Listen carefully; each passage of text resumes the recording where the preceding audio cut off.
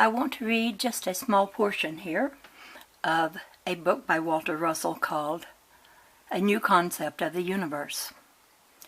And this will just whet your appetite for wanting to go to the playlist so you can listen to the entire book, which I will put in the discussion bar, that playlist. To me, this section, as I was listening to it today, means that we need to scientists of today need to take more notice of what mystics, and those they just label New Age and sometimes think of as nonsense. They should take heed of what Walter Russell says here, because he's expressing, as you will see, that the mystics have known something that the scientists have yet to put their finger on, because for whatever reason they think that it is foolish. So I'm going to read that part, and I will begin. Future science must completely revolutionize its concept of matter. That's the name of the chapter. For ages, man has thought of matter as being substance. Posterity must learn to think of matter as motion only. The senses of man have for such long eons told him of the many different substances which compose the universe. Therefore, it will not be easy for him to make this transition. The granite rock, the iron bar, the steel ship, and the many other substances which hurt him by too rough a contact, or burn him with their heat, or refresh him with their cool wetness, or nourish him with the meat of their bodies, or lend their bodies to him for the fashioning of countless things of his desiring. All these many things of seeming substance of earths and seas have told his senses of his apparently substantial body.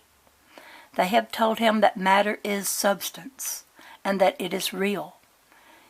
It unquestionably exists. Objectivity of matter is the most obvious fact of the universe to man's senses. All down the ages the mystics have affirmed that the universe is but illusion, and that there is no life, intelligence, or substance in matter. Abstract affirmations, however, are not convincing to either scientist or layman, whose senses have taught him otherwise.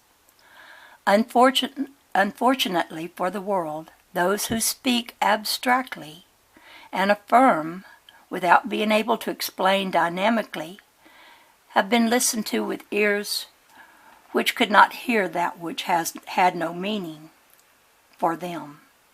The time has now come, however, to give meaning to the inspired mystics and poets who have been illumined with inner knowledge, which they found impossible to put into words for man. The foundation principle of the universe is utterly simple, but the simplest of stories is the hardest to tell.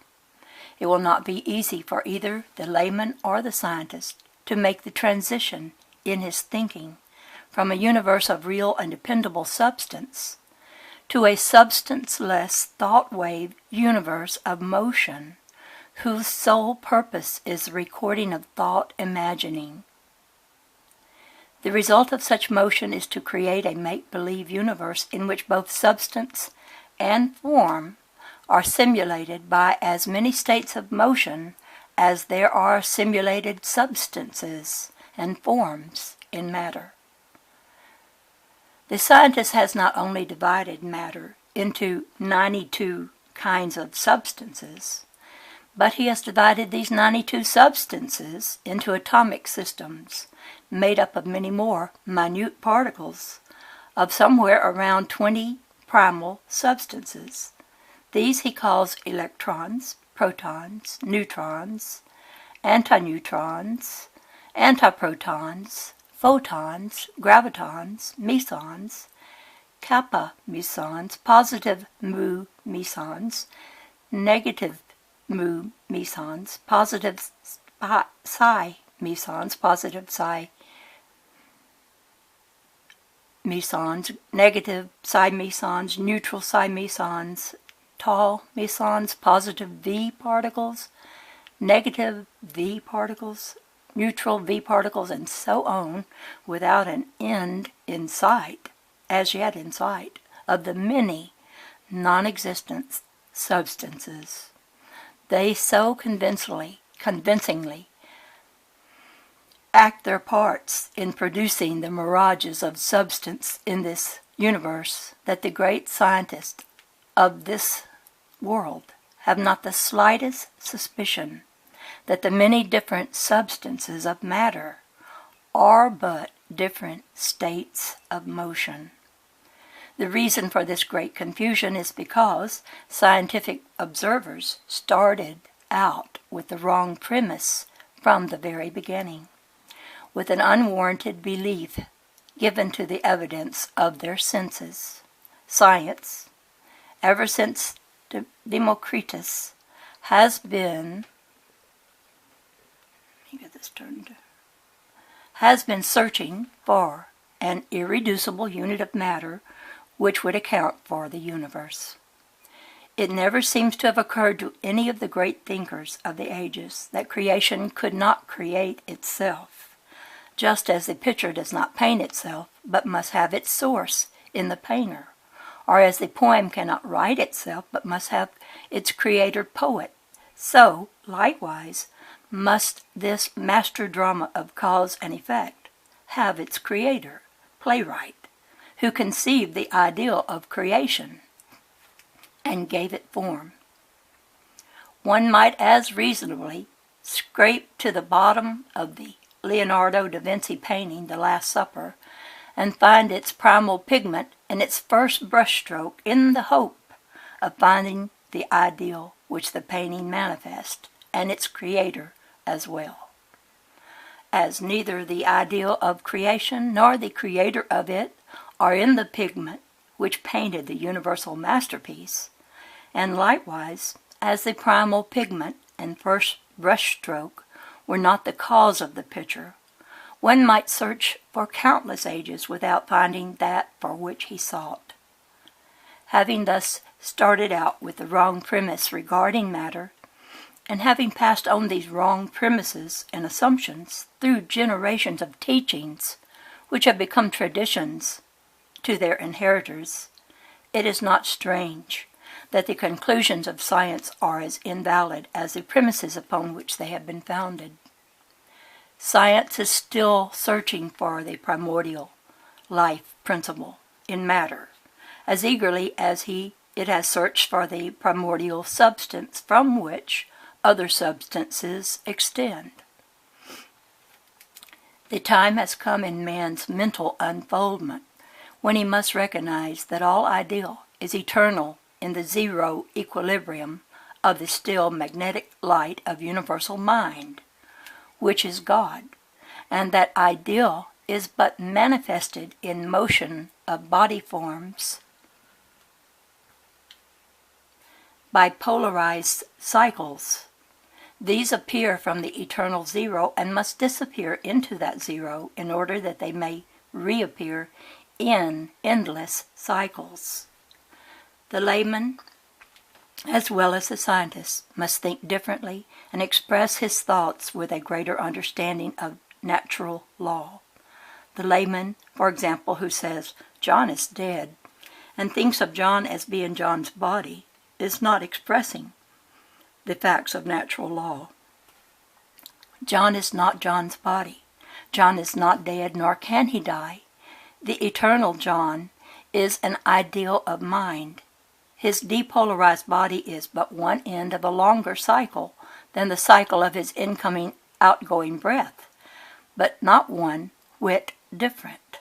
His breathing will repolarize in another second, but his depolarized body will take a longer period, just as the depolarized oak will repolarize again from its zero in the seed. The scientist must also think in terms of polarity and use terms which have that connotation in them. I will give an example of my meaning by quoting a paragraph from the Scientific American, January 1952. Even more confusing is the fact that all the mesons, phi and mu, undergo spontaneous disintegration.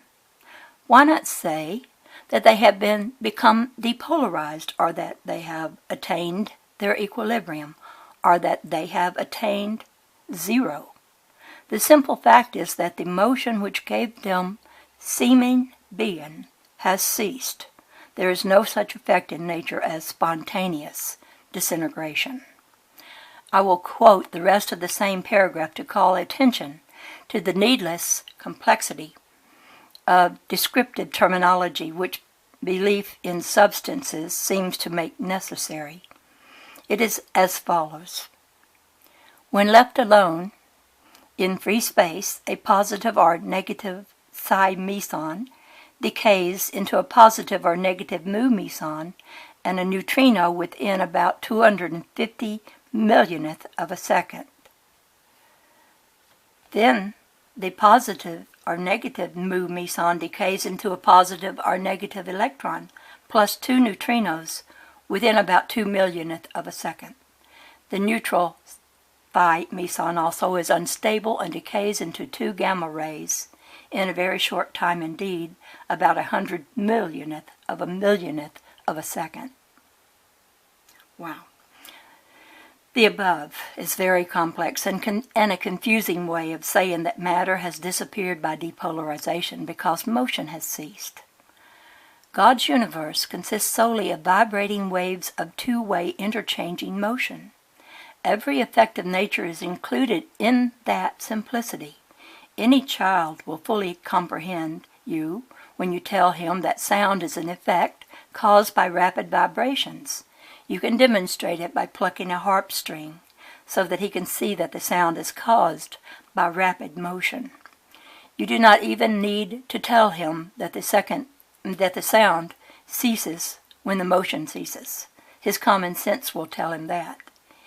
If, however, you tell him the wire is composed of positive protons which decay into negative electrons in about a 100 millionth of a second to produce sound, then the negative electrons decay into silence in another 100 millionth of a second, he will look at you blankly and understand not one word of it.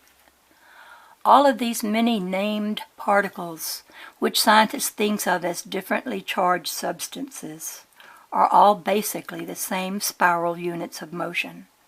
These are constantly being transformed from one condition to another, as each divided pair obeys the polarizing charge of gravity until it has completed the outward half of its journey to its reversal point of rest. It then returns as each one depolarizes and withdraws within its fulcrum zero of rest. Exactly the same thing is true of all the elements. Science has given them 92 names and listed their many attributes, such as metals, metalloids, and nonmetals, alkalis and acids, brittle and pliable, conducive and non-conducive, dense, liquid, soft, gaseous, and many other attributes. To anyone, whether scientist or layman, a piece of iron, a piece of aluminum, and a lump of gold are three different metals which have always been and always will be just what they unquestionably are, three unalterable different substances. Any other interpretation of them would be unthinkable. That is the kind of thinking, however, which must be relegated to past ages. Mankind must henceforth learn to look upon matter as a transient motion picture record of the ideal which it simulates. For that is what it really is, a cosmic cinema thrown upon the majestic screen of space.